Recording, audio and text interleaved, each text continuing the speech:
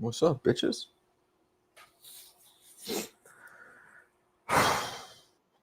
What's going on? What's going on, bitches? What's cracking? What's cracking? Who we got up in here? We got Josue. Josue's, as they say, a real one. I don't normally use young kid talk, but he's a real one. I like him. Greg Abernathy. I like Greg too.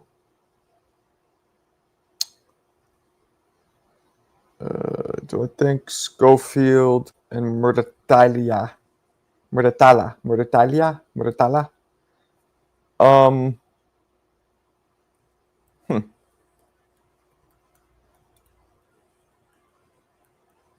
I don't know.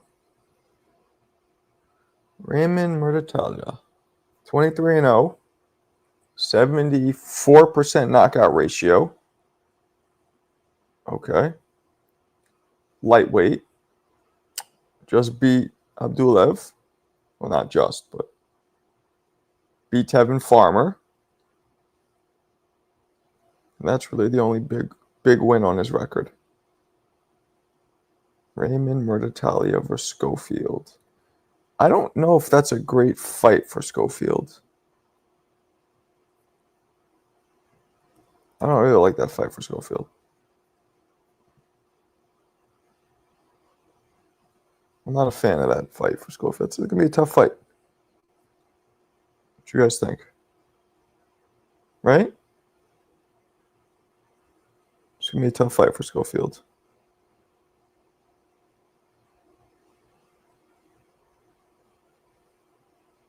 That's going to be a tough. I'm watching some clips of Murtatala right now. Yeah, Murtatala he's a good fighter, but I think Schofield is too quick, twitchy for him. Murtatala is very kind of hunchback, robotic.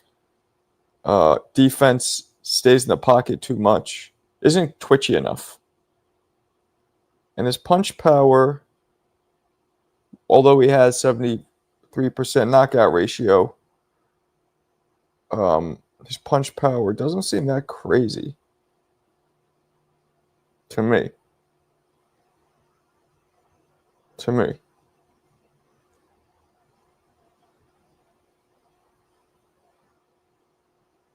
Yeah, Murtatala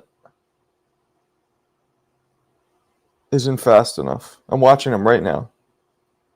Yeah, Murtatala is not fast enough, people. Nah. Schofield's quick twitch shit. And by the way, check this out, guys. I broke another fucking bag. Look at that. Broke. I break. You guys don't think I hit hard. I'm telling you. I've broken so many bags and equipment. I mean, it's daily use. It's not like I hit it once and the shit explodes. I had that about a year now and finally broke. But Jesus, I wore the hook. The hook just snapped. That's how much I'm hitting it. The fucking metal wore away, bent, and then just snapped. So I got to go to a fucking hardware store today and buy I got to basically match the hook that came with this Everlast stand. Annoying. What's up, girl? What's up, girl? What's up, girl? I'm talking to Yayan. What's up, girl? I'm just kidding. That was what I was thinking as well. Yeah, Murtatala is good, but I think Schofield will teleport in and around his ass like Nightcrawler. Like Dash from The Incredibles. Cha, cha, cha, you know.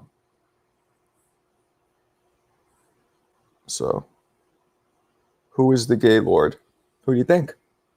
Who do you think? I think you know. I'll give you a hint. I'll give you a hint who the gay lord is.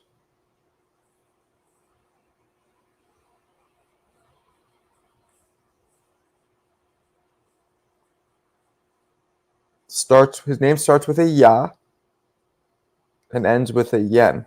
I'm just kidding. It's not Yayan. What's up, Yo, Haney? Marco. What up? Hey, Marcos. You you told me that you were a boxer. Actually, you've probably dealt with multiple trainers throughout your life as a boxer. What division do they feel is the most difficult to deal with in terms of like training and the fighter not listening to them? I've watched What other people. division? Yeah, a lot of people say the heavyweight division because they can be drama queens and like very finicky. I have never heard of a specific division being difficult. People are difficult. They don't I've never seen it follow a pattern of divisions. You know what I mean? It's all different kinds of people could be difficult. So no divisions per se. So you don't agree? Like when people say that, like trainers like Emmanuel Stewart always said the heavyweight division for him was the hardest to train because the guys were very not dramatic. What's the term? He's like very finicky, and they would not listen to him in training and stuff like that. Like I've never heard him say that, but I mean, if he said that, then that's obviously his experience, so you can't take it away from him. But I've never experienced a specific division being more finicky than another division. You know, I've met dudes who are divas in every weight class. I've met cool, malleable, you know, like guys who like you said, it's the personality of the person, right? More than anything. And I don't think being 200 pounds or being 120 pounds will make you more of a diva or less of a diva based on how big you are. So, yeah. But good question. Good question. We're under. What's this yellow light we're under? Fun truck. Are we in the dentist chair? What's up? What's up? I felt like I was in the dentist chair. There's like a yellow light on my face. Have you ever seen this before? Hold on. Let me blow you up here. No. What the fuck is that? It's like a rolling machine, and it's like one of the tools that I use to roll my muscles out before I work out. It's pretty cool. It's like, so you just stick your arm or your leg through it? Yeah, and then like watch this. You can get your knee, and you can like really massage the tendons. So it's like a massage machine. Yeah, and then you can prevent adjust. Does that help you prevent like torn ACLs and stuff like that? Yeah, so I like to go like right here. And then it's like a massager, you know, helps warm up the muscles before you exercise. That's cool. No, I've never seen that before. Are you about to exercise? I'm about to go for a bike ride pretty soon. So you box every day and you bike ride? Yeah, the bike ride and run. You're an animal. Like the metabolism first thing in the morning, get some fresh air, the oxygen to the brain. God, I miss being 29 years old. God bless you. God bless you. I was actually thinking about like how you brought me into the chat yesterday, and you said like, oh, he's like an unassuming guy you wouldn't expect, but you're also an unassuming boxer yourself. I'm like visual. So your personality is unassuming. You're very kind of quiet, soft-spoken. I'm not like that. I look unassuming, yeah, because I'm fucking. Let's be honest, because I'm white and skinny. Like let's just be honest, right? You probably in person, you look a little like you got some muscle on you. So in person, you're not a small guy, right? No, just it's more. So with you, it's more your the way you talk, the way you carry yourself, not the way you look. With me, it's not the way I carry myself; it's the way I look. Okay, you know what I mean? But yeah, you're right. We both have it, I guess. It's cool. Ways. It's being able to be unassuming and protect yourself if you need to. Right, and you know, people. Wait, I'd like to add to that. Actually, it's like more of like a confidence that you carry around yourself or carry with yourself, and people notice it. People can notice anything that you do. So if someone comes up to you and meets you halfway, and you look at them at the eye without no fear, you know, people can see that and confidence goes. I was right about to say that. I have that. So like, people ask how come I haven't gotten in many fights since I started boxing. It almost happened, but 9 times out of 10, when you look at somebody and they see it, they're like, nah, chill. Because we're talking in the street. Like in the gym, obviously people aren't, but in the street, 9 times out of 10 that I've almost gotten fights, and you probably do that. You probably have that same look to you. You know what I mean? It's just like you could just see it in somebody's eyes. Like somebody like you, if I bumped into somebody like you, I'd be like, all right, well, I'm gonna have to fucking he's not going to walk away, but I'm going to have to really dig into this motherfucker because, I could tell that you're going to fight as opposed to somebody who's just talking. You know what I mean? Yeah. Well, here's the thing. I asked you a question if you ever walked away from a fight, and I actually have. I'm like deathly afraid I'm going to pull out a gun. I grew up in the Central Valley and here in California, and people shoot you for looking at them wrong. Is Central Valley like Compton and all that shit or no? No. That the Valley, that's Los Angeles Valley. Oh, the Valley's the nice part then, isn't it? No, that's Los Angeles. I'm talking about Central California. Like Stockton. You ever heard of Stockton? I have. That's a bad part. I don't really know much about it. Yeah, really bad crime rate and just lots of gang shit. No, I'm with you. I haven't walked away from a fight. I've walked away when people are talking and I get in their face. I'm like, what's up? And then they don't want to do anything. I'm like, you're not doing shit. That I've walked away from. Yes, because you could tell when people are just talking or when they do their friend starts holding them. Oh, let me go. It's like, you can get loose if you want to. Well, yeah, I've had two people pull out guns on me. Like, I've had people pull out guns on me growing up in New York City numerous times. Yeah, I'm with you. That's why I walk away because I'm afraid that. And if I ever do probably get in a fight, I'd probably check their pockets, make sure they don't have a gun. So, Yeah. Well, California, it's less, California and New York, we're similar, right?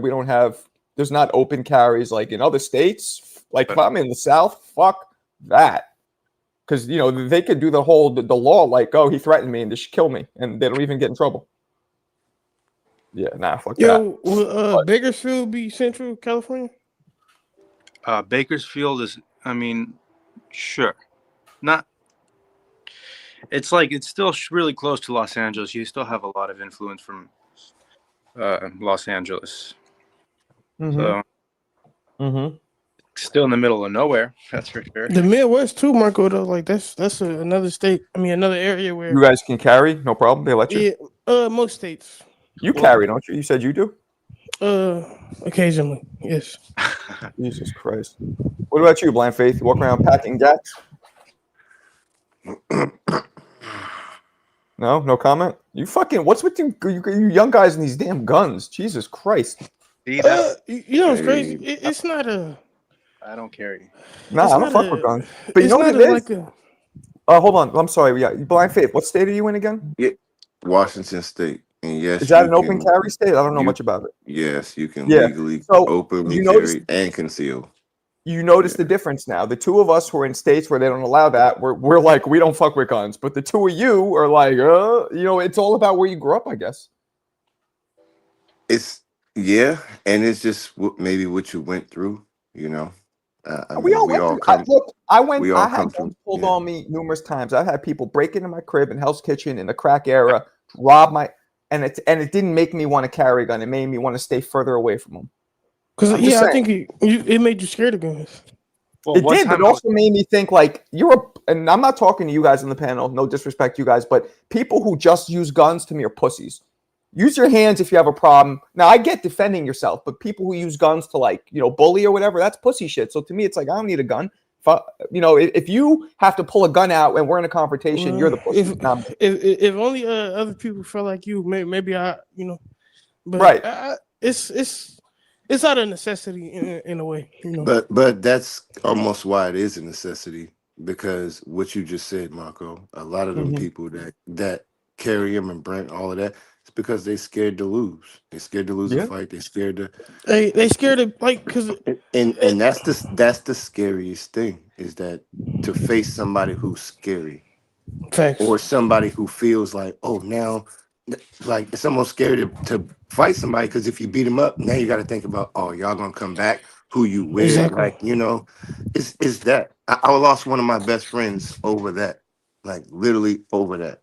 When I was coming up, the dude came back and shot him like 10. When I was coming up, you're in your late 30s, right?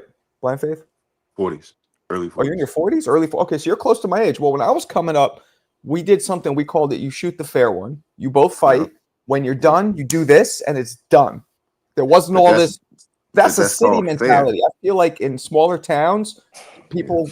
No, I'm gonna tell you what it is, Marco. What? It's and growing up in like a little people older than me. When the internet started becoming a thing, you would see World Star. World Star. That's when they like it says a fight. They record the fight, put it on WarStar, put it on the internet. Now you viral, and then now people laughing at you at school. That's where it comes from, in my opinion. Maybe. No, I mean it's always been around. I mean, you got bullies, you got non-bullies, you got people who just around, you got people who got bullied who protect themselves. I mean, there's so many different situations and variations when you talk about that. But when you talk about somebody who just branching and carrying it because they scary, that's just the scariest thing because you never know what some. That's why a lot of people carry it because it's scary. Yeah. And like you said, Marco, if you just shot the fair one, and then we was cool. Like some of my best friends, a lot of my best friends when we was young, that's how we became cool. We fought. It was cool. I know you fight. I know I fight. It's cool. Yeah, It's it's straight. done. Yeah, it's It's done. over. But But it's like there's a lot of different variations and stories, and there's so much that crazy, goes and into the worst all of thing that. the worst thing, and this is another thing that times where I could tell in somebody's eyes when they have nothing to lose. They don't give a fuck about anything. That's trouble. I have a lot to lose, right? Fighting is one thing, but what you know what I mean? And you could just tell sometimes somebody's not trying to fight. They're trying to either stab you or whatever. So, I could tell that too. And there's a lot of that in New York, but when I was coming up, it was more just the gun shit didn't start till, I don't know, maybe the late 90s, late 90s. That's when they started pulling out mad guns. But like in the 80s, Did that crack era? I mean, you the was crack era around was for fucked it. up. Yeah. Yeah. No, it was fucked up. I mean, I mean, that Yeah. really shifted stuff a lot right there. I'm not gonna lie. I'm gonna say this too in my generation for sure. Like I know this for a fact. A lot of dudes they put in their mind that that they're murderers, that they kill people, and that it's cool to do that. So that's another reason why a lot of young dudes carry guns. That's why boxing is so great, man.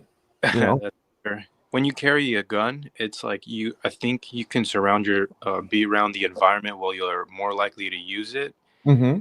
That will put you in a situation where you can be locked up for a long time. Mm-hmm.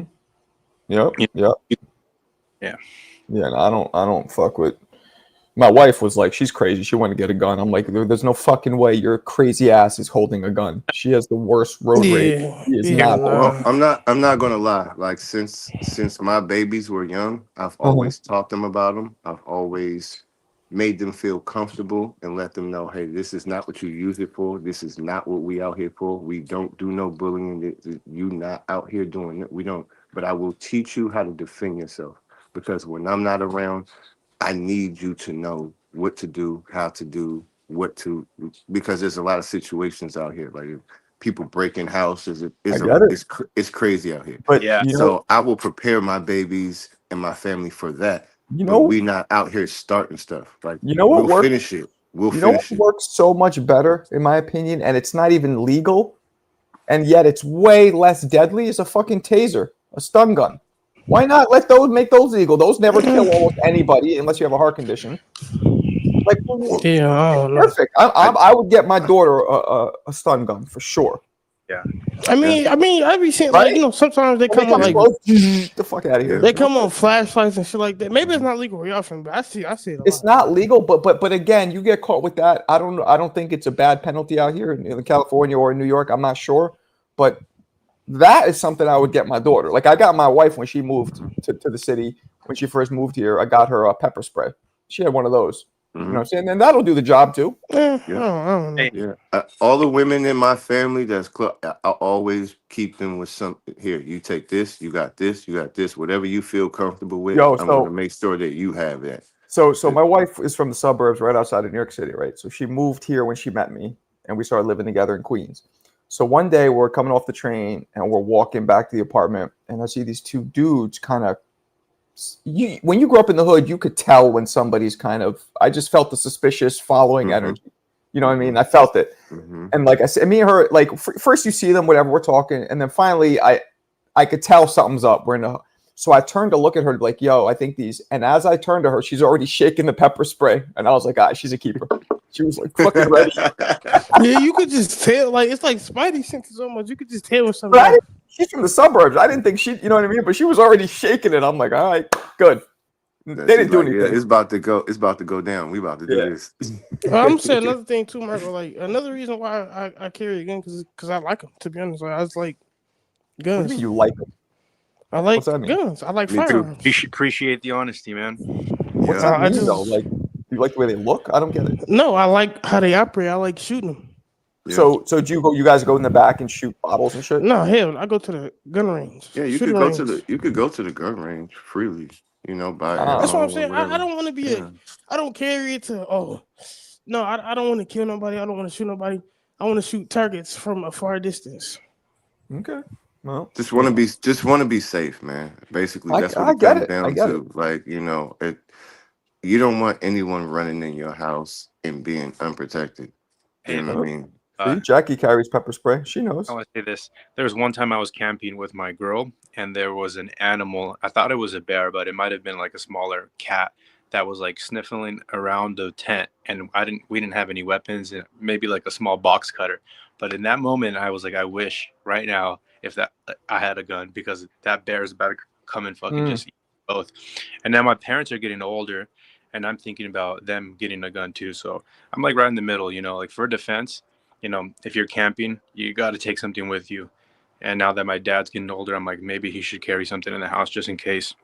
It's all about being responsible, and it's all about being disciplined. Like, That's no what I one, like. I don't feel like anyone on here is out here doing nothing crazy. So what we're Right, talking but about is just protecting what's yours. But If that's why I like anything stun happens. guns, because stun gun won't go off and kill somebody by accident. Like it's such low risk. Or a gun is big But risk.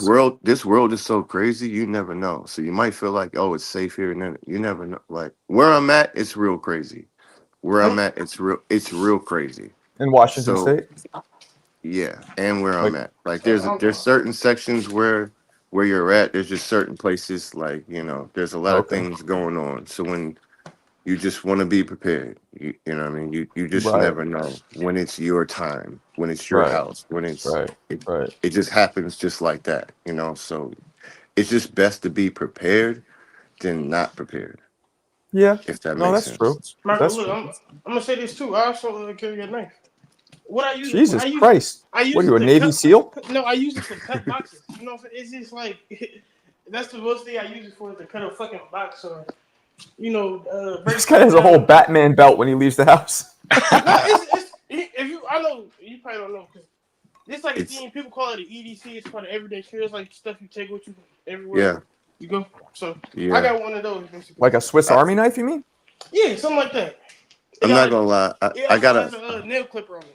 You know what I'm saying? I keep a survival pack bag with me, so I have certain things, like if I get in a certain situation, like I this guess with can get me, you like out. And, over the years, I've always known that I could knock out anybody. I'm not saying I will, but I have the capability of knocking out. I've sparred heavyweights. Doesn't matter how big you are.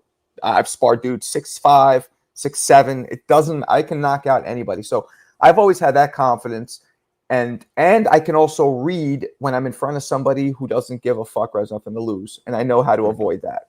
So with those two skills, I've always been good, right? Because I know I've been around certain people where I'm like, yeah, they can't beat me in a fight, but they could, gouge my eyes out and stab me. Mhm. So I'm just like, that's not worth it to me. If Yeah, you want to fight I think one-on-one it's- like I a think- man, that to me is man shit. But anything else is pussy shit to me. I think it's wild to leave a house empty-handed, Marco. But, Well, again, it's where we're from. It's where we're from. The majority of dudes in New York probably, well, I don't know about now. My age, at least, don't. I don't know. It's whatever you feel, whatever you believe in, and whatever. It just comes down to the individual, honestly. Hey, happy Labor Day. Are we 13 days away from the mega fight? We are 12 technically, right? Yep. Oh wait, yeah, 12 days technically. Yep. Yeah, the mega fight. That's right. Oof. And the It's mega getting card exciting. the mega card we don't know about. What, you mean the undercard? Yeah, that's just wild. Wait, you didn't announce the undercard yet? We know like a couple fights that's on there, but it's still It's ain't 3 fully days, confirmed. right? What do we know? We did this already. I'm just saying, we still don't know nothing about I'm it. just saying this too, Marco. I told you like 2 weeks before that news came out. I sent you a video of Chucky saying that it's gonna be a 3-day card, and you didn't watch it. So I believe you. You It's behind the supposed to eight be ball on that 3 days, but like we don't know nothing. That's weird. That's so weird, isn't it? that's, Yeah, that's it what I'm is. Well, saying. it's Like, not because this is how Turkey's been sort of promoting his fights. Last minute, just changes. Last minute matchups, changing the dates. It's really nothing to him. When you have bigger promoters like Eddie Hearn, who invested millions of dollars, they're more organized, promoting the event, sticking to their actual dates and matchups. mhm. Giving us good matchups. But Turkey's just throwing the money, and this is why. This is the outcome, rather. And I want to say this too. I like Turkey. He done a lot of good stuff, but it's a lot of stuff that I don't particularly like. Like this is crazy to me too. But I'll say this too. I think the Tio and Shakur fight is official, but I think Turkey just trying to like build a card around it so they can put that fight on there. That would be dope. I'm actually super excited for that fight if that happens. It seems like working with Tio is difficult. I mean, that guy is just like, how many matchups Yeah. he pulled out of already? I mean, There you go. I've There interviewed you him go. a handful of times. Like I have his number and all that. Was dad's number, so I'm cool with him.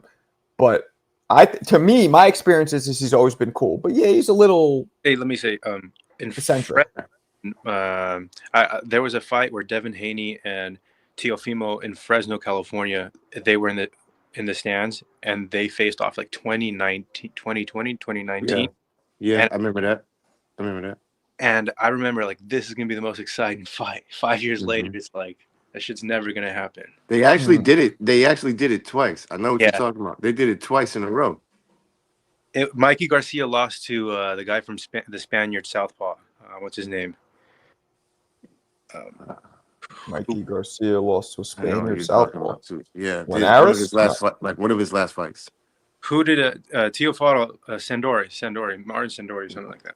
Yes, Sander. Martin. Sander Martin. Martin. There you go. Sander Martin. Martin. Yeah. Yeah, so he put Sandor Martin shut out Mikey Garcia, and then that night Devin and Teo faced off, and I was so fucking excited.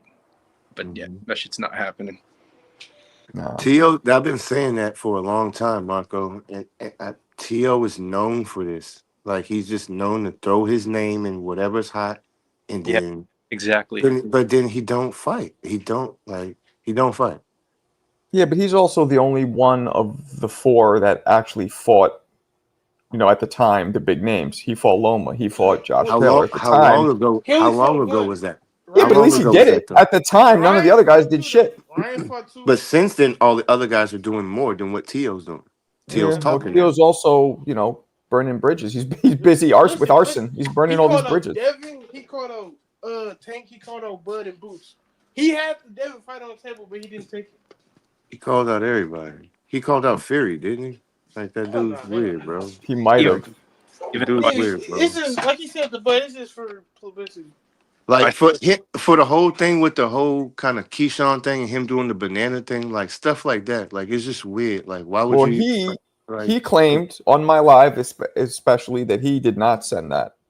That's what he said. But again, why even post the banana and do the whole like? It's just weird. So why would you interject if you had? Yeah, he was weird, racially. Bro. He was trying to pump his name on some racial shit. Yeah, for sure. It's like horse. It's like horse. That's what you whore yourself out, basically, is what I'm saying. Like, Okay. you get what I'm saying? Like, Yeah, why no, I even get it. interject yourself in? And it's always negative. It's always negative. It's like you never. What is positive about T.O. except for when he's in the ring, and then even when he's in the ring, he tries to get flashy. It's almost like to hype himself. It's like a Broner thing. It's like a Broner thing. Oh, No. Like Bullshit aside, when No comment. ring, he's one. I'm sorry. I'm sorry. I know. My bad. I'm sorry. My bad. Giant's upset. But go ahead, Funtress. My bad. I lost 3 points right there. My bad. Bullshit aside, like you said, when he gets in the ring, it's spectacular. He has one of the most entertaining styles, and like just I don't want to miss his fights. Who was his last fight? Like Barbosa, right? It was kind of boring, but he was trying to make it exciting. It was almost like he was trying to, but he had to. And on top of that, don't forget the rest of the card was a big fat stink bomb. So he had to do something. It was. I'll say that Barbosa is no chump. Like he was a decorated amateur. He had a decent come forward style. So Tio did the best he could and actually made it look hell easy. Well, I'm Yeah. just saying that flashiness is kind of what made it look, because before he did any of that, it was just, On the topic of you Turkey, know what though, I mean? putting that for the card being outside Madison Square Garden, it's not memorable. It's what it's going to be memorable known for, or remembered for, is how boring it was. I was there live, as some of you guys probably know. I didn't get into the event itself because there was only 200 seats available, and I'm obviously not as famous as Bud and Seats for me, Tyson. you Huh? have superstars that are fighting, and you have 200 seats. That's fucking crazy. It's crazy. And the worst part was what they did. I don't know if you guys were aware of this, but if you guys have any of you guys been to Times Square on the panel? Yep. Mm-mm. Me, Alan. No. Alan, okay, and the rest of you have not. So Times Square, they put it in the middle of Times Square, but then they put up fences and then covered the fences with like a plastic tarps, saying the ring. So you can't. Point being, nobody in Times Square could see what's going on. It just looked like a little fenced out area. So nobody could see anything. But they had to be had a license issue. well, but they did put a bunch of jumbotrons around Times Square showing the fight. Now, why this is weird? If you've been to Times Square or if you've just seen movies, there are literally hundreds of screens and jumbotrons and lights. Right. So Right. they had the fight being shown on at least 3 or 4 different screens, but right next to it, a Gap ad, right next to it, Mickey Mouse, whatever. There was so much shit going on. So you couldn't really see it. It was, I don't know what the point of it was. I thought they were going to let the Times Square people watch, but then you have to understand too, people in Times Square while out. What if they started throwing shit? Because you could literally, if you wanted to, you could throw something over into where it was, because it was only maybe, I don't know, 12 feet high, the fence. Maybe they didn't want people like fucking up, throwing shit or acting stupid. I don't know. That was a fucking blunder for superstars fighting 3 like good matchups. I mean, Yeah, but it wasn't Turkey's fault. He tried. Who would have known that Ryan would fight the way he fought? Ryan never fights like that. I live here in San Francisco, and I'm like, there's no way that they're gonna be able to do something in Alcatraz. That's like logistically fucking. Yeah, I don't like that. It'll be a similar situation where it'll be a fight for the very elite. It's not going to be a fight for the regular public. And it seems like Turkey, he has some of those type of fights in his bag. He has some fights for the general public, but he also has fights for the elite. So you also have to remember that. Yeah, there's have always been like underground elite fights for the elites, but do fighters do well under 18,000 fans shouting their name? Yeah. Like that's what we're missing. Yeah. Yeah. No, for sure. I mean, it's a give or take. You can't speak for all fighters. Some fighters. That's why it's a difference when you're talking about experience in front of the lights. Some fighters. It does, Alan. It does jolt us. It does. Like Fun Truck. Have you ever fought in front of a lot of people? 200 or 300 people. And you said none of them. You didn't tell anybody, so none of them were your friends or family. No. So that makes it different if it's your friends and family. But the people, don't they give you? It's almost like they give you an energy. All the more people, like the crazier it is. I was about to say that it's energy that carries in this professional fights. We know everything about the backstory leading into the fights. So when you see an exchange in the middle, or somebody get caught with an uppercut or slipping a jab, us as fans in the stands are oohing and awing at that. And that energy is what makes these fights just even better watching them from home. Mm-hmm. Yeah, so the energy does matter, but people can, during COVID, remember they were fighting in empty arenas and they did their thing. So it's not a necessity, but it definitely helps. But also, in reference to Turkey, man, a lot of this is trial and error. Also, you got to remember that he's still a fresh entity in the sport of boxing. And, he has these wild ideas. Some will work, some won't work. But you can't be mad at him for trying. And so I appreciate it. That's true. No, that's true. That's true. No, we're not mad at him, but we just question. We got some questions, and then when you bring Dana into it, now we really I thought the Times Square portion would have been dope if you let everybody see it. And now you have all of Times Square's energy involved. Mhm. The problem is Yeah. they're not there for that. So you don't know what kind of response you're going to get. You know what I mean? That's the problem. If you know what I mean, like they're just random people, a lot of tourists, mostly tourists. Yeah. You know, I was sitting there watching it when Times Square. I sat in front of one of the jumbotrons, and there was a bunch of people watching with me, but 75% of them didn't know it was happening. Literally Mhm. 20 feet away, didn't know who was fighting, didn't know what the fuck was going. They didn't know.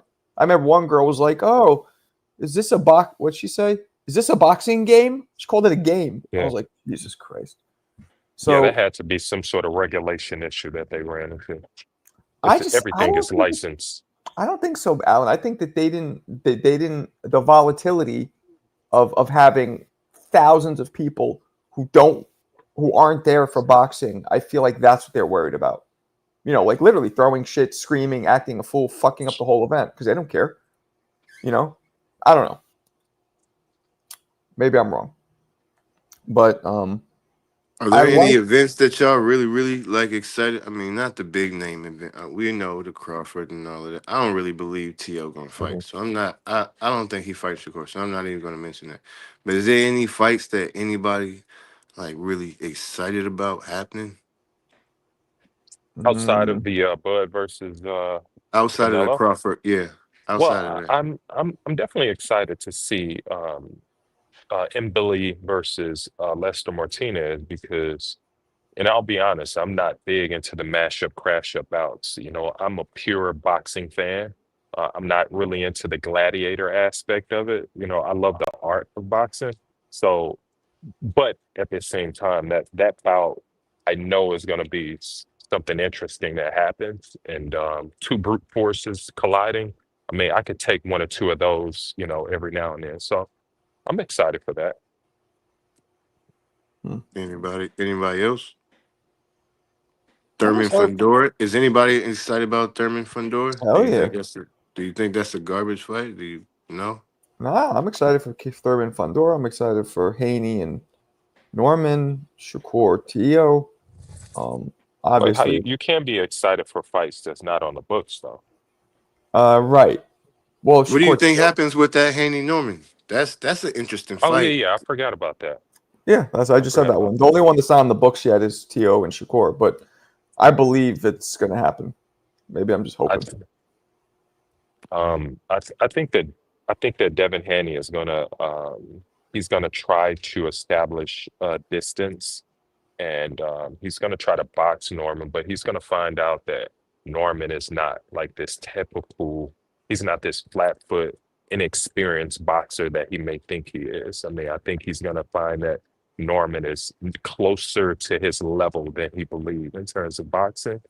And I think Mhm. Haney may get a little desperate and get clipped late. Mm, I mean, that's very probable, it is. especially that's very probable. But are we recency bias? Is it strong because how uh, Norman just looked? Again, I said this last time in one of the last lives, Marco. It's just I, I like what they say about Norman. I understand it, but I never seen it with Um, with like a Haney, like with like a Haney. So you think Haney's going to outbox him? I don't know. I honestly don't know what's gonna. I think I've been saying for a long time. I think the 147 Haney is probably the best Haney we're gonna see. I But hope so. I just never knew who he was gonna fight. But he's fighting a Norman who's coming off of Norman's on a high. He believes in himself. He's Mhm. confident. He keeps saying he's gonna knock him out. He feels like he is the champ of 147. So if he does it, like man, I don't know. But the only thing is I just never seen it. I never seen him face somebody like a Haney. So to me, it's hard for me to just say he just gonna because Ryan hit him a bunch of times and he got back up and won rounds. So it's not like anybody ever knocked Haney out. So I haven't seen it. I've Well, seen he Haney drop and get up and win rounds. I've never seen Norman drop, get up, win rounds. I've never seen Norman really outbox a boxer. So I just can't put something on. I just never seen it. I never Yeah. seen him do it. No, you're right. one thing Even when he about was winning a fight, I never seen him just go, "Oh, let me just box a couple rounds and just see." Yeah, I just never seen it. that's one right. thing about in this bout though, and I may be off, but I believe Haney is closer to his peak than we believe in terms of overall levels. But one thing about Brian Norman, like you never saw it, but you got to remember he's like what 23, 24. Each fight, it seemed like he gets 3 or 4 times better. And so he's so far from where he's probably gonna be when he's 25 or when he's Devin Haney's age that, who knows? I mean, this may be another dramatic leap for Brian Norman Jr. Can I And ask you he's what did you see in Norman that Mhm. was so much better in his last 3 fights with his opponents? What did he do so much better? Well, I think that I what I love most about Brian Norman is that he's composed for his age. He's such a young fighter. Mhm. But what I from the fight in San Diego versus his last fight, you always got to remember that it's really challenging to knock out an opponent when they know that's what you want to do. And Norman was in there to knock Stocky out. He was there to do that, and he knew he was. That's what he wanted to do the entire time. And the fact that the way he set up his punches, I mean, his his punching power is different. That his hand power, it's different than what we normally see, in my opinion. It's like it's real. It's Mm. real, and I didn't see that punching power like that before. I knew he could punch, but I mean he's punching differently. I think he punched way harder than Ryan Garcia. I'm talking about you know non-juiced up Ryan Garcia. He punched way harder. They have I wouldn't say a similar hook, but I think Ryan Garcia is more snappy, and I feel like Norman is stronger with cutting.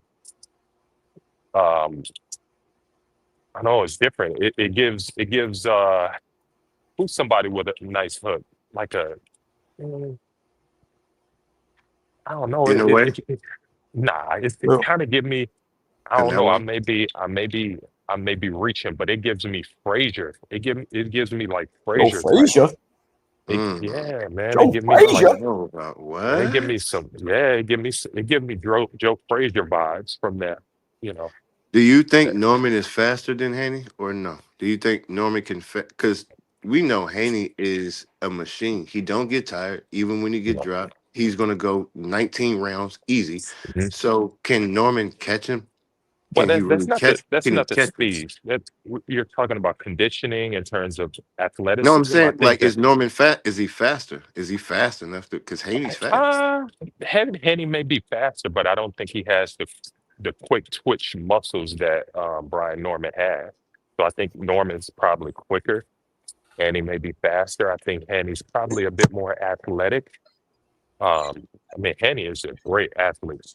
Norman is Really great fast. athlete. Jackie's right. Norman is fast too. Mhm. Um, Okay, and he has quicker feet. Koki, did you see Norman doing his fucking James Brown impression? That motherfucker has good feet, good rhythm. Yeah, but yeah, why he ain't never did that in the fight? That's what I'm saying. That looked He hasn't great in the had to. gym. yeah, He hasn't yeah. I had to. mean, He just Well, he's walks gonna through have to. He's down gonna and have takes to it with out. Haney. That's what I'm saying. You're gonna have Yeah, to with Haney. you will. You will. You We'll will. see it then. Good morning, But for fellas. all 12 Happy Labor rounds Day. though. What's up, Shelton? yeah. I don't. So I if Happy he don't Labor doesn't think. Day knock to the out Haney, people. do y'all give Norman a decision if he doesn't knock him out? It could be one of those situations where Devin Haney may feel Norman's power later. I mean, early. If he feels his power early, and the entire bout is Norman, you know, chasing Haney around. I mean, it's up to the judges.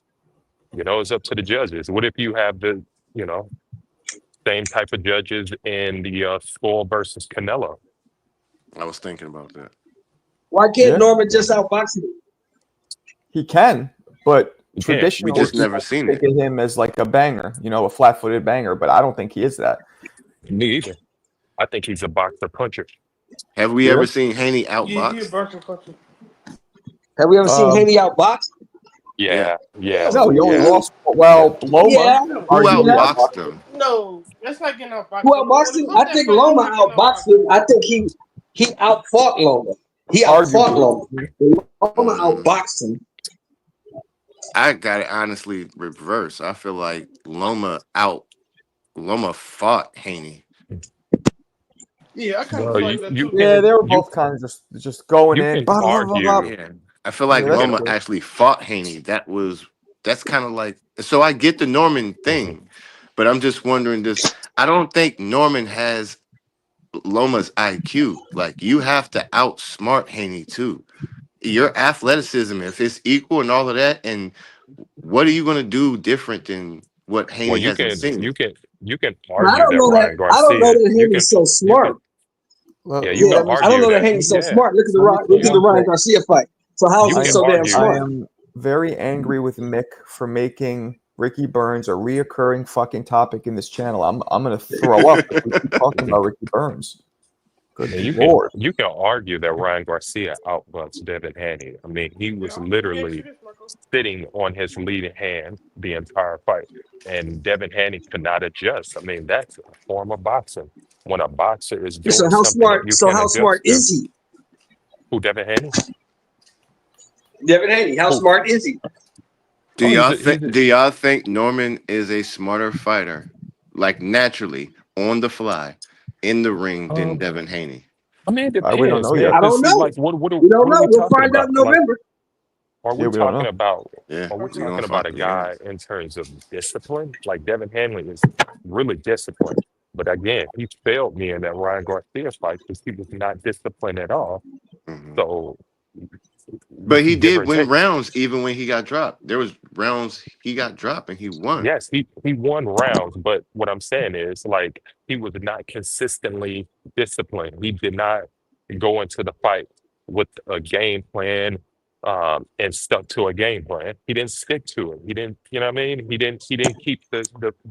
I disagree. I disagree. He had a game plan. It was just a stupid one. Okay, so that goes back to IQ, right? Stupido. Exactly. That's my point. Exactly. Hit the nail right on the head. That's my point. So who has the better game plan, the Normans or the Haneys? I don't I know. mean, We'll find out in November. No, I'm just saying. Listen. Who do y'all think? Who? Well, here's what I don't makes this know. fight. Because after Here's that what makes stupid this ass fight performance, I so don't know what interesting. he could do. What makes this fight so interesting is that the way more dangerous man appears to be Norman, right? And we know that Haney can go down from one punch. We've seen it with Ryan. Now I know Ryan and Norman punch differently. Ryan's a snappy. You don't see it. Norman's more of a thudding power dude, but Norman's also fast. But we know Haney is susceptible to going down, and we know Brian Norman is susceptible to putting motherfuckers down. So I think something important you guys gotta like pinpoint is the clinching. Let's say Norman or Haney, they clinching up, early rounds or whatever. How long will that take for that style? Because I know for sure Haney, he could distance, he got quick feet, he got the jab, he got the counters, but I think down the line he'll eventually get tired of moving. So I know he got stamina, but realistically, when you fight, you're gonna clinch at least 3-5 times in a round. This is realistic, right? So I wonder how much the clinch is gonna come into effect, because those rounds that Haney beat Ryan in, he did utilize the clinch to stop Ryan's momentum. It's a good game plan. You could stop a pressure fighter or a counter fighter from advancing forward by clinching them, breaking the rhythm, coming back to the center of the ring. So what do you guys think? Do you think the clinch would be a factor in this fight? I mean, yeah, of course. Possibly. That's a boxing move. So Quite possibly, yeah. Devin Haney better tie up. He better try to turn Norman. He better establish distance. But one thing that we all got to keep in mind, that Devin Haney is the smaller guy moving up. And if we're using the same argument for Bud Crawford to Canelo, I mean, for argument's sake, Devin I don't Haney know may be though. moving up two weight Is he really that small though? Yes, so that's the same argument I have about Bud Crawford. Is he really that small? Well, I don't think Bud is Who that knows? small because if you know Bud, this guy he benches like 300, he wrestles, he squats 300. He's just naturally a big motherfucker just without boxing. So Haney made a career at 135 fighting at 165 on fight night. You know what I'm saying? That's just Haney's always been a middleweight. And we're being real. Do y'all think this fight could be a Haney versus Regis type thing? No, Like Hell no. Now, only Regis, because Regis, has he's more terrible feet. back-footed. Regis is more a counter guy. You know, Regis not going to cut the ring. He's not going to come forward. Also, Regis doesn't have a jab. I like Norman's jab. I don't think it's Me the too. best jab. I think Norman's jab helps out his style, if that makes sense. And Regis has awful feet. Awful feet. Yeah. Awful feet.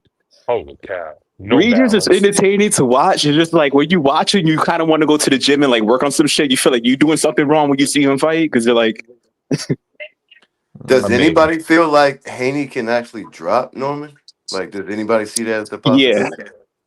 anybody can be dropped, though. You know what I mean? Like, if he drops even Norman, though what does Norman do? Does Norman have it in him to, Well, gather himself Norman's, and I everything? believe Norman's been down before, so Has he? I believe so. I believe he's been down. it was against that Puerto Rican cat, I think Boca Chica. Okay. But Boca it was Chica? kind of like a knockdown, a slip, whatever. But So it yeah, wasn't a Norman's been real down knock. before. No, he got hit right on the button, Marco.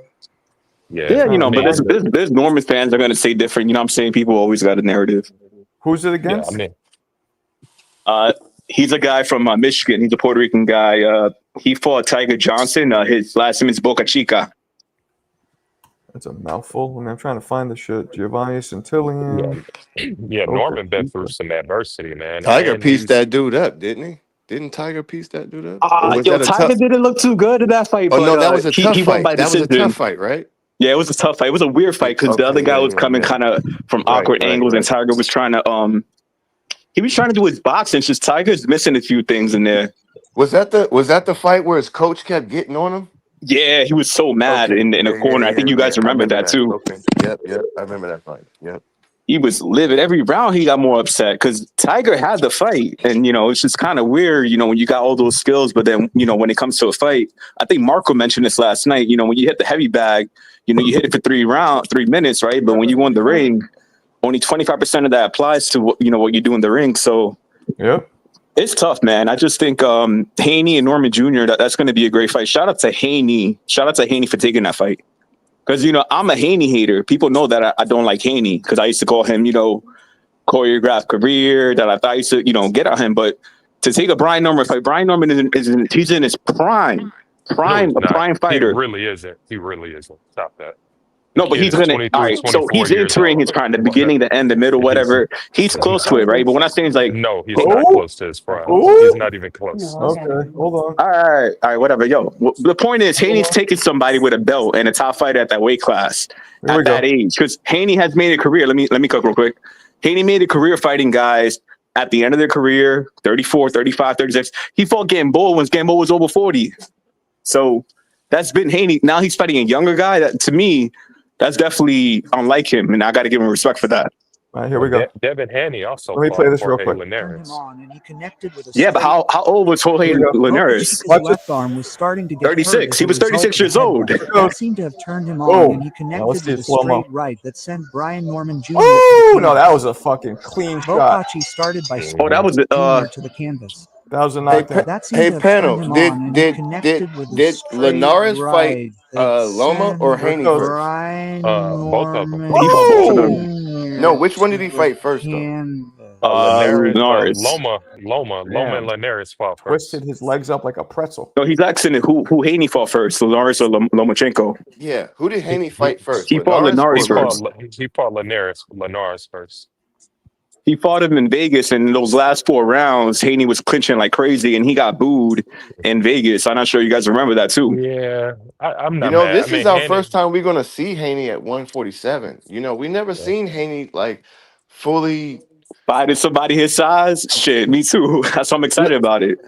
I always said that I said this long. I thought his best weight would be 147, and I kept saying that. And Yeah. I'm excited to see what version of Haney we get, because it's like a Tio. We never know what Haney we're gonna get. Well, So I'm excited to see. And then Norman's coming into his own. So if Norman does this, then we're looking at Norman like, okay, well, who does Norman fight after that then? At 147, like, okay. Now I'm kind of like right now I'm on the fence on Norman. If Norman stops Haney, I'm a believer. well, yeah. But Or I also think that Haney can stop Norman. I will may people be Oh say crazy, my but God, yeah, Norman you're or crazy. Haney was I washed, think blah blah blah. I think he can sharpshoot him, catch him off, and frustrate him and hurt. I think he can hurt Norman. I think his angles and everything. Any fighter could be hurt, man. That's not the argument. Can he stop Norman? I wouldn't put my money on it. Yeah, I me got a neither. 50-50 until I can see Norman face someone Oh, with no, the no, we're caliber talking of. about not can he beat him. I got 50-50 as well, but can he stop Haney? I don't know.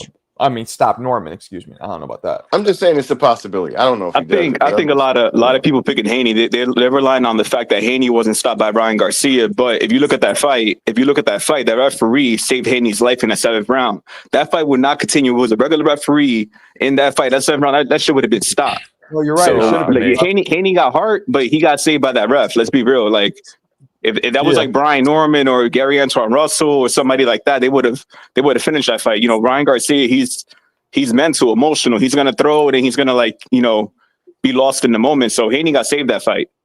Yeah, I mean, but it is boxing though. Usually the A side, and we've seen it historically, the A side fighter get a little bit more leeway. A 40-second rest from you A side, you got a 40-second rest from the ref. He's gonna give you a pina colada too and a massage. Come on, bro. man. There's no They A did it side with shit with Fury. that.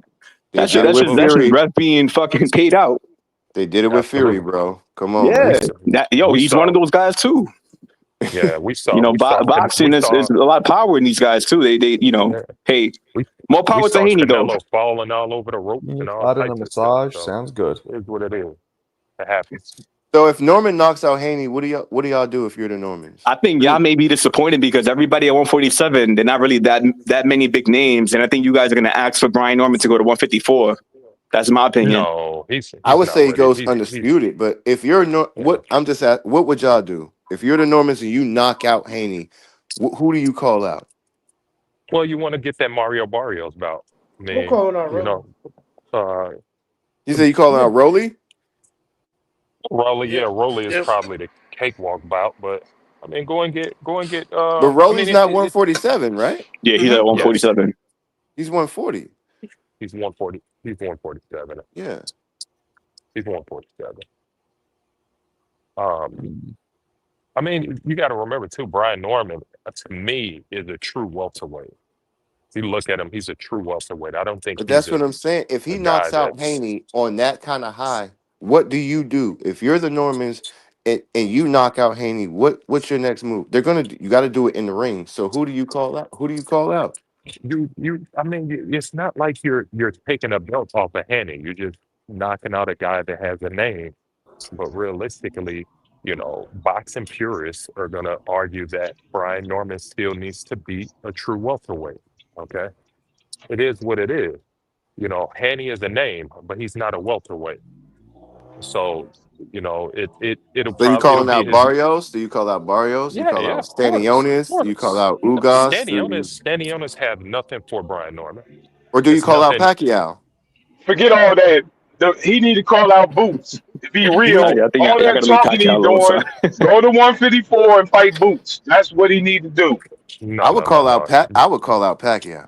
No, he don't need to. He just yeah, absolutely. Pacquiao 147, right? 147. Old. I mean, why are we saying Floyd for the exhibition if he's going to call out Pacquiao? All that talking his dad did. All that talking his dad did. That's what he's going to be tied to. If whoever he fights at 147, no matter who he beats at 147, at the end of the day, they're going to be like, what about Boots? His name is going to be tied to Boots forever. And I'm not an Ennis fan. That's just fact. Well, and it could be on Ennis that he moved to 154. He didn't want to fight Norman, whatever. That could be on him. But at the end of the day, Norman, he got to eventually that's going to be something there forever. The best Well, way to kill that Boots, whole Ennis talk is go undisputed at 147 Yeah, and absolutely, make your own name. I Don't agree. chase absolutely, Ennis.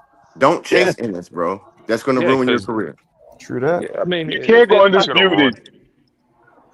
Buck Barrios not gonna fight him. You know the PBC ain't gonna put him in the ring. We know that he's not fighting him, so he Who can't the, get that belt. who are the champs at 47? Because Boots has moved up. Barrios is So one of them. That's Barrio, PBC, and they ain't having him fight. Yeah, PBC barely have dates, so that they definitely gonna well, let their Boots guys fight. vacated. So who has Boots? Who has Boots belt right now? Rolly. Did you say Rolly's Broner? 140. No, he said I Rolly, but Rolly's thought you said 140, Broner. right? No, he's not, bro. He Only fought got Ryan at 147. 147 Rolly has a belt at 147. from Yeah, he fighting does. Ryan. Yes, Yes. he does. He beat Barbosa. Well, technically, Barroso, excuse me, beat him. But remember that? That's how Rolly won the belt with But that that was bullshit but that was stoppage. No, that was 140 though. 140. That No, was No, he beat when he 140. fought Ryan. Rolly is Ryan, a two-division champion. Oh my god. when he fought Ryan, they gave him a belt, even though it shouldn't have been. And then Wait, you just said he that, became the yo, full champion. Rolly's a 2-division champion. When he That fought Ryan, he got a belt. When he fought Ryan Garcia, he got a belt. what belt? What belt is that? I don't even know. He I was don't acknowledge it, but Is it a real He was belt? Is it like yes, a he's he was interim? considered the elevated. regular champion. Yeah, Yeah, he at first was. he had the belt, but then I forgot the fucking interim belt, and then when Boots moved out the division, he became the full champion. The Yeah, he was. IBF belt at 147 is vacant. Yeah, the WBA was elevated, so he went from yeah, what was it, the number one contender, to or the regular or something like that. So I don't wait, know. they skipped Stanionis? What do you mean skip He Stanionis? lost. Stanionis lost to Boots Yeah, but he was in a number two. unification bout. But he was number two in the unification. He's the closest to the belt at that point, right? I don't know if he was in that sanctioning body. Good point. Okay. You know, instead of all that, just go fight Boots. You ain't got to worry about any of all that. Just go to Boot, 154 and fight Boots, and we ain't got to worry about all this. or how about Boots come to 147 and fight him like he was Boots supposed to? can't get to 147. He said he can't make the weight. Okay, Yeah. so yeah, he couldn't make the weight a few days after he saw that dude get put to sleep. You know, at So first y'all Boots' think it's argument. smarter to chase Ennis than just go after undisputed and No, make he's your not own gonna name? chase. He's not gonna chase Boots. He's 23, 24 years old. He's accomplished 5 times as much as Boots at 24 years old. So it's no What's reason to the, chase him. Huh? somebody explain to me how you get Barrios in the ring? Because Barrios, they will not put Barrios in the ring with that man where he's going to lose. So how you going to get him in the ring? So Well, you're yeah, The saying PBC so doesn't you're want to lose the belt. well, so the if you're talking PBC like doesn't that, have then that fight means it's dates. Rolly versus Barrios. If you're talking like that and they're not going to cross the street, then it's Rolly versus Barrios. And Brian Norman's still frozen out. He's not frozen out. He's all right. I mean, I'm being 100% serious. How is he he's going not. to get? How is he going to get Barrios in the ring unless he offers him like $6 million? Barrios won't fight him. He knows he can't beat him. Why would he fight him? Give Well, one reason for Barrios to fight that man, well, unless you're because going to way overpay him. because Brian Norman is linked to Turkey Island Sheep, and that's where the money is at. So if Mario Barrios want fight dates, he want that bag. That's one way to get it. But that's not the end all be all. Again, Brian Norman is 23 or 24 years old. He's got so many opportunities. He has so many Yep. fights. By the Well, this time is he's Name yeah, them. well. Then they need Name to the fight for fights. the world. Name Well, three let's not guys. Name forget. three Let's guys at not. 147 for Brian Norman But Jr. that's Yeah, you that's the can't whole name thing, three. guys. That's the whole thing. He will do some work at 47, and then he's going to move up. Clearly, he's so young. He's going to move up to 54, and then there's a whole plethora of great matchups at 54. Well, and he then, might and as then well try to go undisputed. At least try to do what Boots couldn't do. I mean, not everybody cares about undisputed because really, let's say he undisputes and he beats the current 47 champions. Is that impressive? Isn't it more impressive to go to 54? It'll make his own name and not off of Ennis. Wouldn't it be more and then it'll impressive make if the he fight goes to with Ennis 54? even bigger when he moves up to 54 because you knocked out everybody. And you did what Ennis said he was going to do at 47, but he never did it. And if you do that and you're already attached to Ennis, then that makes even the story even bigger. Brian Norman is barely even in the weight class. He doesn't even look like he's maxing out 47. And you want him to go to 54? No, I'm saying he should go undisputed first. He should go undisputed absolutely. first, and then go up to 54. Make your own legacy like Benavidez. Don't go chasing Canelo forever, bro. Like, make your own legacy. Well, like Benavidez, who was chasing Canelo forever and then finally decided to make a name for himself. So, I mean, Benavidez did the same thing, but there's no one Norman needs to chase. I mean, he is, again... It's the belts. That's what I'm saying. Chase the belts. Go get the belts. Yeah, go get the belts. Okay, let's make it simple, gentlemen. Who here is going to pay for Brian Norman to fight Rolly? I'm not. Who's paying for that fight? No if that's an undisputed fight, we're gonna watch it. Yeah, it won't be because Barrios still has the belt. I keep going. Barrios has a belt, so it won't be for undisputed. Barrios and Rolly is the fight because you already said it. They're PBC. They're not from across the street, so that's the easiest fight to make. So then that leaves. So how long is Brian Norman gonna be sitting out until they fight? Because they ain't fighting this year. We know they ain't fighting 2025, right? We all agree they're not getting that fight in 2025. Now, how long is Norman waiting? He ain't got. What do you mean wait?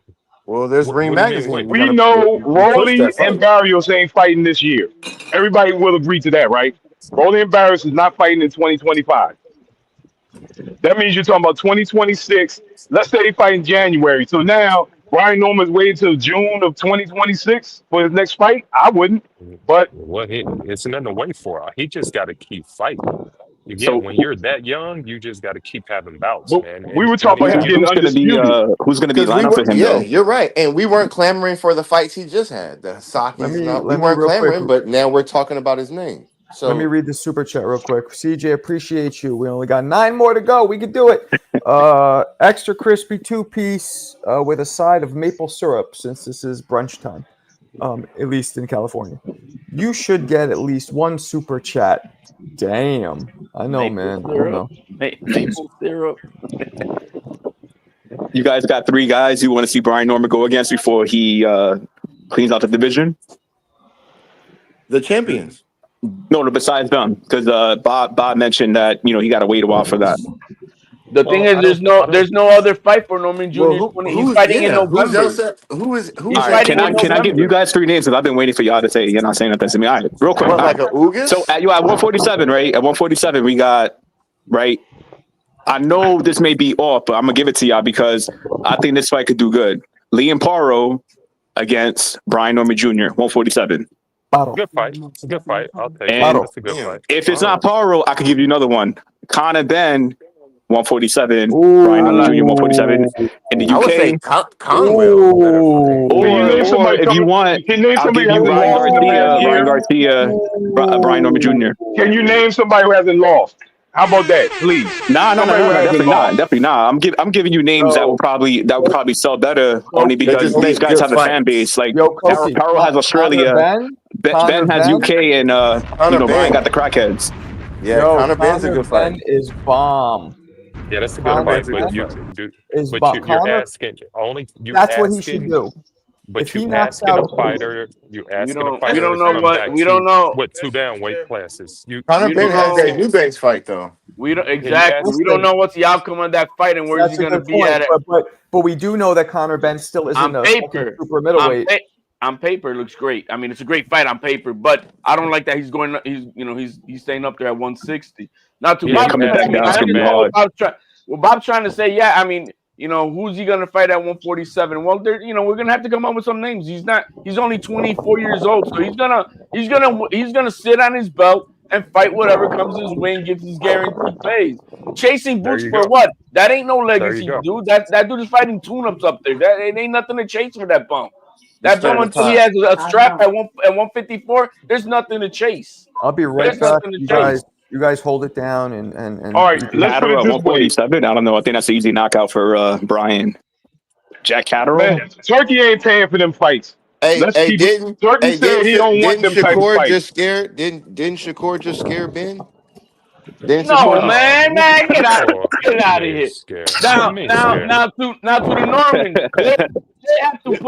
They have to give us a knockout type of a fucking year on November 22nd. That's gonna big up his money with Turkey, who's gonna want him on his cards, which then will make the other elite fights come to the table because there's money on the table now. What But if the Haney Norman fight is boring as hell? nah, it ain't gonna be boring. It ain't gonna. Well, you know what? I mean, Running You like he sure did with Haney ain't gonna Ramirez. run? I'm just asking y'all. I mean, it Think could about it for a happen. That's second. a good question. It could happen Think though. about it for a second, bro. Before you I answer don't. that. I don't think Norman Jr. is nowhere near zombie dead-footed as Ramirez. So even if he does like that, exactly. he's just too young, bro. You got to see this young man jump. Bro, this kid's got speed in them legs. And He's we've been got, seeing Devin Haney jump rope since he was 14. Like, bro. come That on, kid bro. is bro. Devin Haney's a bum. Always been a middle athlete type of fighter. He's never been anything spectacular. Fighting old mans and that's it. I mean, stop it. This guy's never been that good. He's just been part of the machine. That's it. The Linares, the Gamboas. Come on, man. Oh, little Loma at 36, 37 years old. That's all this kid has been fighting. 35-year-old, he just prograde. Like, come on, man. We just gotta That's go a back. I'm fact, keeping though. it real. There's nobody for Brian Norman to fight 147 that we will be excited about. Not legacy Nobody gonna wise. be excited. You're gonna be Not like, legacy Yep. okay, he's wise. fighting this Y'all dude. not There's no excited about the excitement. Conor Ben? Y'all not excited about Conor Ben versus Conor the Ben's re- fighting But at again, 160. yeah, Yeah. Conor Ben will have to come down 2 weight classes. I'm not a big fan of that. I'm But not a big if fan of that unless he takes a few Nah. tune-ups in Conor If between. he Ben keeps just said winning, he Rohan fights at Polanco at 147, 147 and somebody he I would would look fight at. Shakur. Hold on, y'all. Conor Ben just literally said he fights at 147 and he would fight Shakur. So how are y'all saying, But we're saying he that fights because His he's at fighting at last 150? two Hold fights,160. on, Because That at was 147, he's hold not on, going hold to be on, as hold on, strong. hold on, because y'all That saying, was he before fights the at 160. signing of. That Hold was on, before wait, the Yeah. 160 hold fight on. was But if he signed. fights at 160 and Ennis fights at 154, but Conor can fight at 147, like what's the difference? Because when you go Bro, he down in weight, can't you fight lose at power. 147. That's been boxing history. You don't go down in weight and be the same guy. That's not how it works. exactly that that doesn't know going boxing, down, man. I mean, I heard yeah, him. He didn't even know who champion with Rolly. I'm like, what the hell? But yeah, going down in weight can be detrimental to No, your man. career, It man. ain't. It's not a good thing for him. Unless he takes a few tune-ups and eases his way back down at 147. This could be like career changing for this man. So Yeah, y'all I think, don't. yeah, what do y'all think about Ben versus Ennis then? It's a Yo, good fight. Conor Ben I'll should take that fight. fight. He is one of the most exciting fighters in boxing. And let's not forget, you go to England, you're getting a career payday against him. Fucking script. And Line it Ennis up. used to have one of those fights, but the dude pulled out. So a Conor Ben versus Ennis fight at 54 is kind of That would And exciting. work. this don't want none of that smoke, bro. That guy's fighting bums. That's all he's gonna want to Yeah, do. He's You trying to think do. Conor yeah. Ben? So you're saying Conor Ben stops Ennis at 54? I'm nah. saying that Boots is a fucking P. That's what. That's what I'm Yeah, saying. I That's Oh, ain't what gonna I'm go. I ain't saying. gonna go that heavy on Boots, That but man, that man is there is fighting a something going. tune-up. He's trying to line himself up to get the free belt Yeah, off of Crawford when he vacates on September 13th. That's all that guy's trying to do, bro. He's just trying to get his exactly. guaranteed $3 million pays and fight whoever they put in front of him, which could be eeny, meeny, miny, mo. so That's all that guy. Conor Ben's last opponent before Eubank was like an elite fighter. No, At 160. no, Yeah, I mean, before he fought Eubank, his last fight. yeah, What but they got Conor is Ben is what that pushing himself way more than he's Boots, doing man. the Kell Brooks shit. That's what he's doing. Yeah, I mean, I'm not gonna be heavy on What Boots, elite but fighter has Boots something is fought? going I'm wait, on. hold on. What elite fighter has Boots fought? No one. What's it? No one. He's been fighting. He's an email champion fighting another email champion, and now trying to become a 2-division email I'm so champion. sorry. Yep. Well, I mean, Eubank isn't like an elite fighter, though. It was a great fight, but he's not My an man, elite it's not fighter. about that. He's fighting at 160. The guy's pushing what he. 168, wasn't it? No, it's 160. They fought at 160. Oh, right. He made 160. Yeah. But Right, and Eubanks was drained and all that drained as fuck. Yeah, he still won that. I don't want to see that fight again. I don't know why they're doing such a win. Yeah, it was because it's sold out and Turkey wants it. I mean, it's it's good for England, but two of them, like one is good enough. The father showed up, the whole dramatic thing, dope. But we maybe Turkey wants Conor Benn to squeeze one out so he can then push this man as one of his stable guys that he wants to always have on his cards. I don't know what squeeze one out means in this context. Hey man, give up that he could get something on the cards and then he can say he won and then he can because Eubanks is done, bro. So it's really basically what Conor Benn is the more younger fighter to be pushed on these cards. Conor Benn is cracking, man. You ever see him punch? This kid could punch. He just needs to fight dudes his own size. But he's back at 147 after he came back. Wanted Ben to win? Are you saying that Turkey? Hey, we have a rematch. Why we have a rematch on a loss from Conor? Yeah, they wouldn't give a rematch for Eubanks. That's all for to line up Ben. Well, maybe it's just to do it again, so because England loved it and it's a moneymaker. No, it is. But Conor if you ask Eubanks, he wouldn't want to do it. Yeah, Conor Benn is a younger guy and the more exciting fighter for Turkey to want to push on his. But wait, wasn't Eubanks lined up to fight Canelo for a second? Like, what are we talking about? I wish. I thought that was a good fight. Like 3-4 years ago. His name was definitely in the mix. Bro, so was Spence, but I mean, do you believe in fucking there's a pot of gold at the end of the rainbow? Like, what the fuck? Well, Crawford messed up that pot of gold. That's why. Oh, they ain't nothing, bro. That's talks and reality and all that shit. But it could Conor Benn is definitely somebody that should be involved more often. Yeah, what about Tio? What about Tio 147? Brian Norman Jr., Teofimo Lopez 147. That